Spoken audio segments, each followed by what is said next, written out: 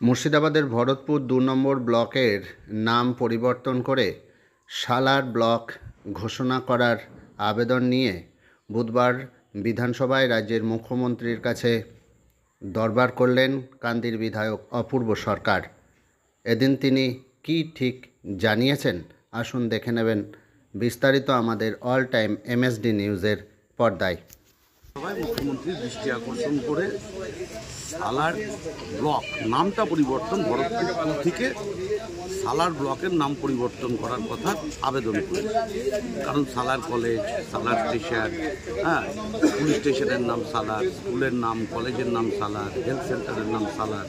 Generally সেখানকার মানুষের দীর্ঘদিনের দাবি যে ভরতপুর 2 ব্লকের নাম পরিবর্তন করে সালার ব্লক রাখা। সেটাই মুখ্যমন্ত্রীকে বিধানসভায় উপাধ্যক্ষের মধ্য দিয়ে আমি সেটা জানিয়েছি।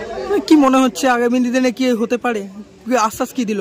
এগুলো তো একটা প্রশাসনিক সিদ্ধান্ত। সেই প্রশাসনিক সিদ্ধান্তের অনেক জটিল বিষয় থাকে, কারণ অনেক কিছু চেঞ্জ করতে হবে, কাগজপত্র থেকে শুরু করে একটা দীর্ঘ প্রক্রিয়া। অন্তত প্রক্রিয়াটা শুরু হোক, আগামী দিনে যাতে হয়, এটাই আমাদের দাবি।